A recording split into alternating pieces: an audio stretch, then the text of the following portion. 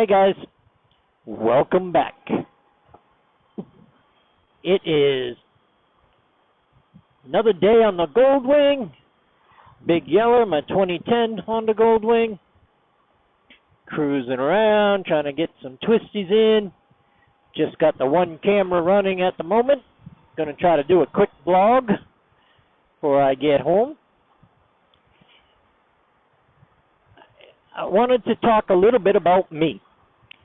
The Fireside boys did their fireside chat. Bronco Ride, Bodine 52, Harley Day Rider, our good old friend HDR. They do their Sunday night 6 p.m. fireside chat, usually with a guest. And I love watching it. I learn stuff, I laugh. They're very entertaining. And they always come up with great questions, but they also come up with great answers. And one of the things that really stuck with me is on one of the chats, I don't remember when, they talked about, being successful at vlogging. Now, I guess the definition of successful is different for different people.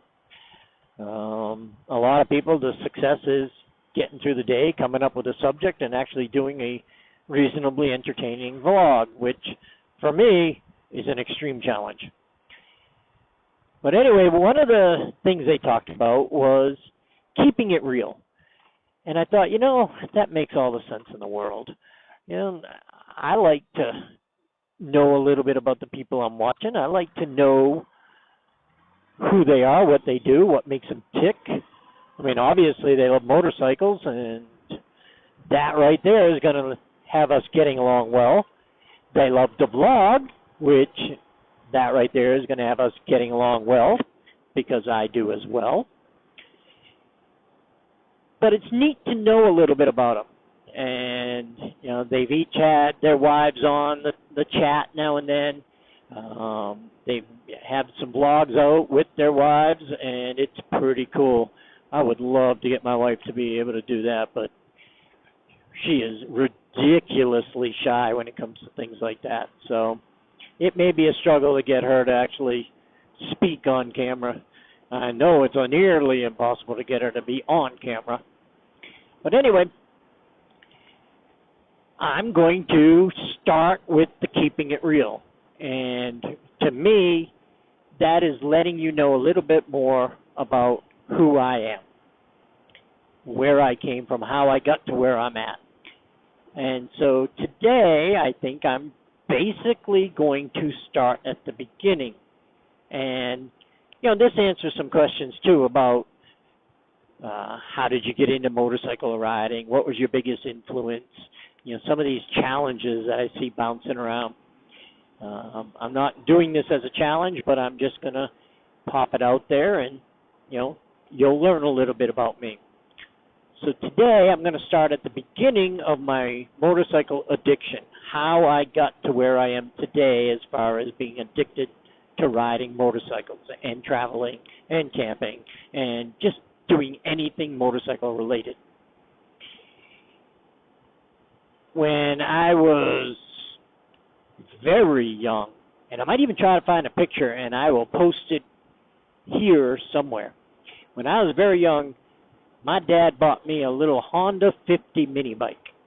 I want to say I was 6, 7, 8 years old, somewhere in that range.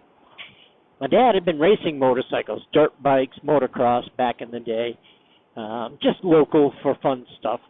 And he was into the motorcycling, so he bought us this little mini bike.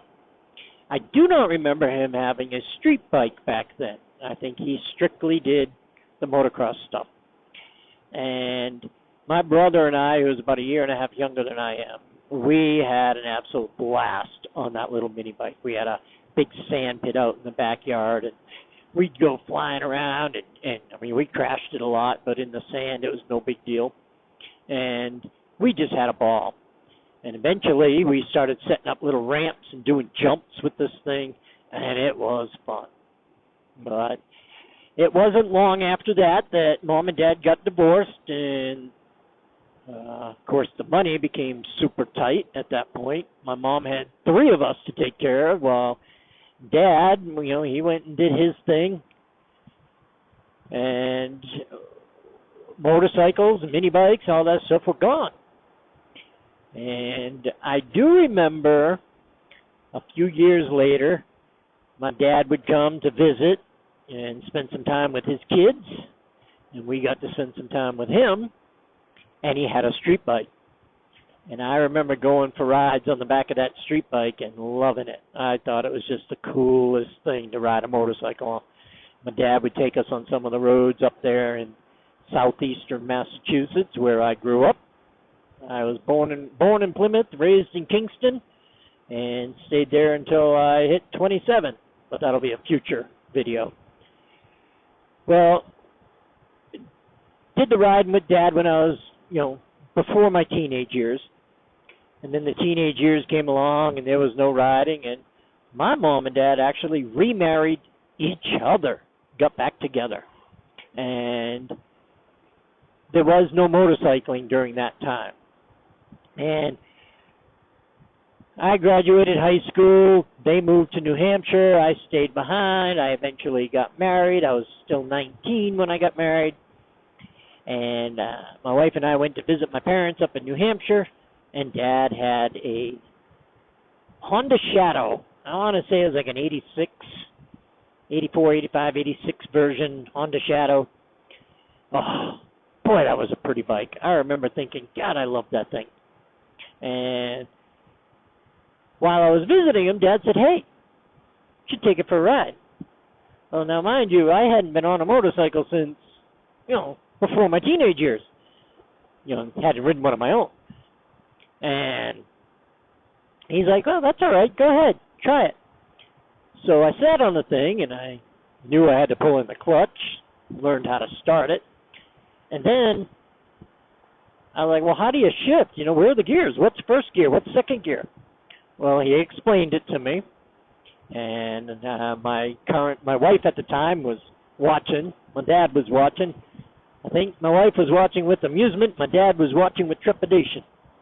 And I managed to get the thing moving. Got out of the driveway. It went across the grass and did some slipping and sliding, but managed to hang on. Get out on the main road in front of the house, which was straight, flat, and I rode that motorcycle. I went through the gears, and I was like, oh, man. And that's where it began. That's where I was like, all right, this is for me. And I went down a little dirt road and got the bike turned around, which took a long time with my unskilled levels at that point. And brought it back, and I don't know how much sooner after that ride I bought my own, but it was not long before my wife and I had a Yamaha Virago. I want to say it was like a 700 or something like that. And we did some riding on that. And I actually got my motorcycle license on that bike, and she learned how to ride. And yeah, that was it. My addiction began. And from there, through divorces and moving and remarrying, life changes.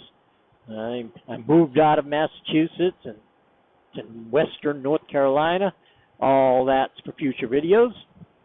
But for this video, I'll just start by saying I went from the Virago. I believe I got an 85 Goldwing after that. Then I bought a 95 Goldwing, which I sold when my son was born.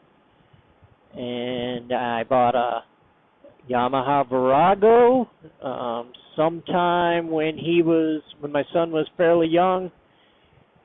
Just didn't ride it much, so I sold it. And didn't get another bike until my son was 13, and I had bought him motorcycles. Bought him a little mini bike, and then I bought him a pit bike, a little 125cc pit bike, and I would take him to some little trails. A buddy of mine had some land that was open, and used to take him up there, and we made our own little trails through this land. But in order to keep up with him on that little 125cc, I didn't want him going out on any of these trails or anything without me being somewhat nearby, so of course I had to buy a motorcycle. Well, I decided to buy a DR650. Looked like a dirt bike, and I thought, this will be great because it's a dual sport. I can do the pavement when I want, and I can follow him around in the trails. And I will explain that again in a future video, but from the DR650 I went to the Vstrom DL650, and I still have that. And this past December I bought the 2010 Honda Goldwing.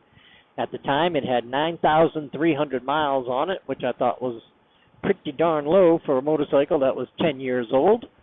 And I thought, well, I'm going to scoop that up and put my wife on it, and oh my gosh, we have had an absolute blast on this bike ever since, both alone and with her on the back. So anyway, that's how my motorcycle addiction started. I will talk more about myself, my moving, my divorces, remarrying, my son, and transplanting from New England to Western North Carolina, all in future videos. I hope I haven't bored anybody too much, and I hope you look forward to hearing more about who I am. So for now, I hope everyone can stay well, stay safe, but most of all, I hope you can stay happy. There'll be more to that in future videos as well. All right, folks. Moto Ramblings out.